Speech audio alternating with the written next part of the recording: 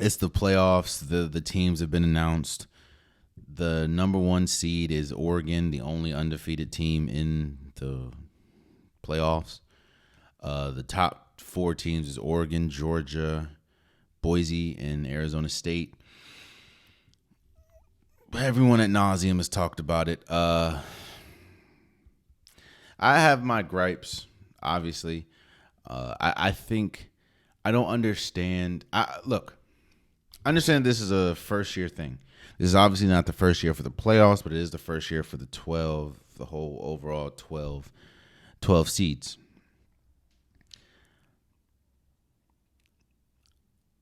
I understand that there's going to be bumps and bruises. And I understand that you're going to get some things right and some things wrong. That's just obvious. But here's my thing. Why not, if you're going to model after something, why not model it to the closest thing that resembles you? My thing is, why is the college football playoffs modeling a basketball thing?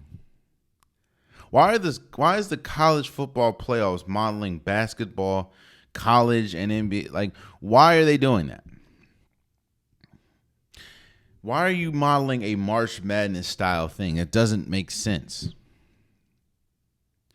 Why not reseed after like the NFL? Why not reseed or the NBA? What I'm saying is they've talked about ad nauseum this week, but I feel the same way. The team that got the worst end of the stick with this college football playoffs is Oregon, the best team in the country.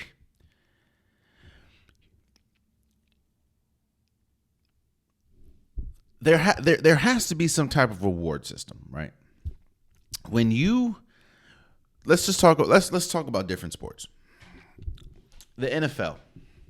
When you're the number one seed in whatever conference you're in, you not only get a bye, but they reseed. So you're playing the lowest seed from whoever's in the wild card. Like, you're playing the lowest seed. So let's say the 5 beat the 4. Let's say the 7 beats the 6. You're playing the 7th seed. That is your reward for being the best team in the regular season. Not only are you getting a bye, but you're getting an easier path, at least to the conference championship. In the NBA, the 8th seed or the 1 seed plays the 8th seed. That's just how it is. You play the worst team that made the playoffs by seeding. Why does Oregon have to play, if they do win the national championship, right? They have to play the teams that had, going into the season, had the highest percentages to make and win the college football playoffs. So they'll have to play the winner of Ohio State, who they already played and won by 1 point at home. Tennessee, they'll have to play the winner of either Texas, Clemson, or Arizona State. Then they'll have to play Georgia or Penn State or Notre Dame. It just doesn't make sense. Why? It's flawed. I have no problem with SMU making it. I think SMU deserved to make it over a 3-win or a 3-loss Georgia or Alabama or 2-loss Alabama team. Miami, they lost too many times.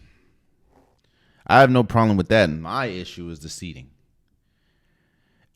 There's no way, shape, or form that Penn State, Penn State has a much easier road in there.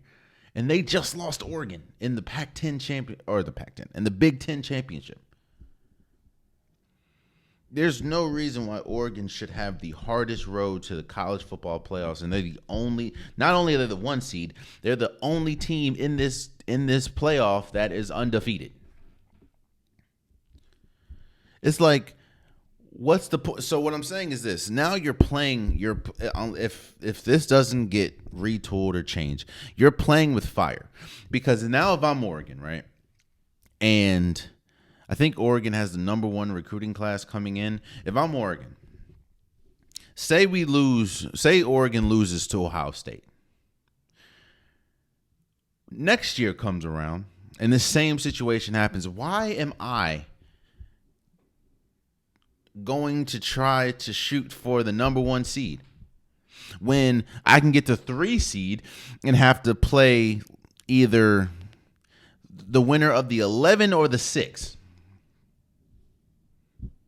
Like, what?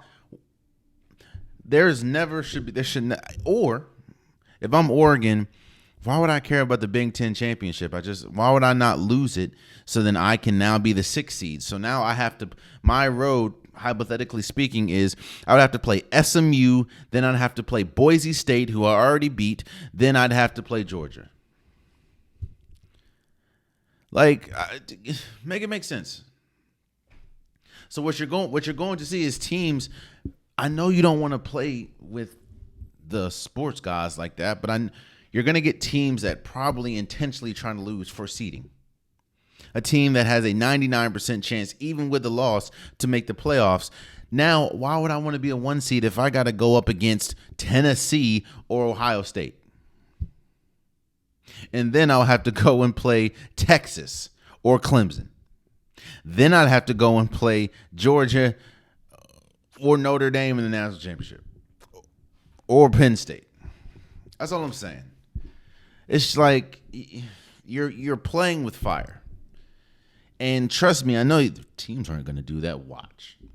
You're going to look and say, how the hell did they lose? And then you're going to look, oh, well, seeding-wise, when this comes out, it's like, oh, well, that makes sense. I'd much rather be Boise State right now at the 3 seed than Oregon at the 1. That's crazy. That's all I'm saying. But congratulations to all the teams. I think Oregon's going to win the national championship. I would like Oregon to win the national championship. They have demonstrated to be the best team, but we'll see. So, and I want to congratulate all the Heisman finalists. I know the Heisman is awarded tonight. You have Dylan Gabriel from Oregon, Travis Hunter from Colorado, Ashton Genty from Boise State, and Cam Ward for Miami. I think Cam. So you can just take out. This is a 2-man race. As much as I love Dylan Gabriel, he's not going to win it. As much as I love Cam Ward, he's not going to win either. He has too many losses. This is really it's really what you value. So this is a 2-man race, and it's been projected to be a 2-man race pretty much between Travis Hunter and Ashton Genty. Now, both of these players exude dominance in their position. The difference is Travis Hunter plays both sides of the ball. So do you value importance to both sides of the ball? Because while he was named the best, even though he was named the best wide receiver, he doesn't have the numbers to back up being the best wide receiver outside the fact that he plays defense, and he's not the best corner, but he also plays offense. So it's like, he is a once in a generational player as far as being able to play both sides of the ball so effectively. I think he won the Big 12 Player of the Year, rightfully so. But then you have Ashton Genty, who is by far the best running back in football. Like, it's not even close. Not even close. He's over 2,000 yards. He shattered Boise State's rushing record. And you can argue that importance to a team, there's nobody more important than Ashton Genty to the Boise. You know what's funny? Die-hard college, people that watch college football religiously can't name you another player on Boise State's team. And they're the 3 seed. That's no offense to them. That just shows you the importance of Ashton Genty. If you ask me,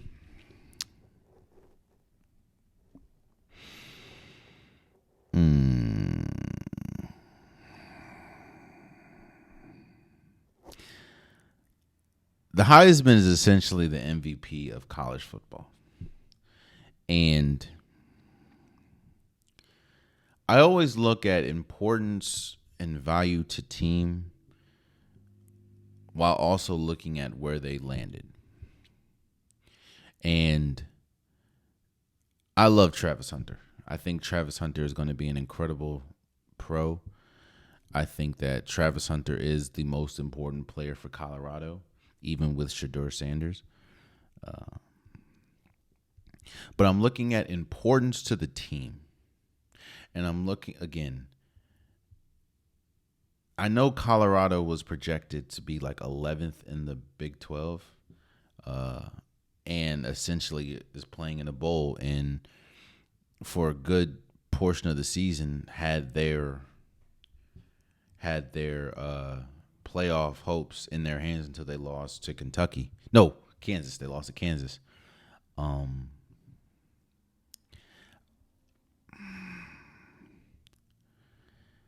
See, I would give it to Ashton Genty.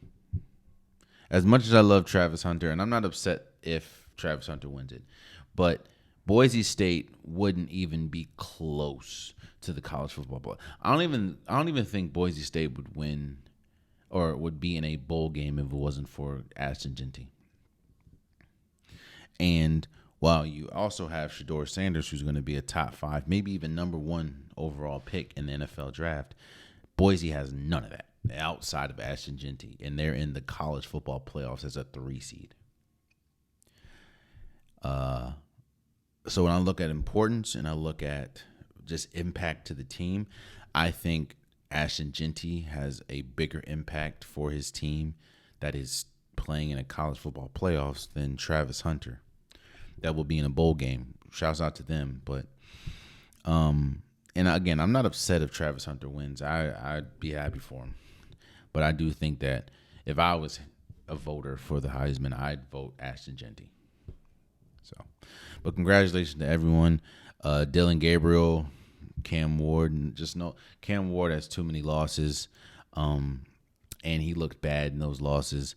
And Dylan Gabriel, I think that when they look at the success of Oregon, they don't look at just from him, even though that he did, I think, have the most passing touchdowns in FCS history. I think they look at the total team. When they look at Travis Hunter and Ashton Genty, they kind of look at the success for their teams as them. And for Dylan, I think it's just the Oregon is just a great team. Like you have Tez Johnson, you have the players that they have. Yeah. Congratulations to all the finalists, though. Oh, man, you stayed to the end of the video. I appreciate you. If you like what you saw, be sure to hit that subscribe button so you'll never miss any content from your boy. You can also go back and watch past episodes, past clips, and don't forget that the Unpopular Podcast, new episodes drop every Wednesday and Saturday. Appreciate you.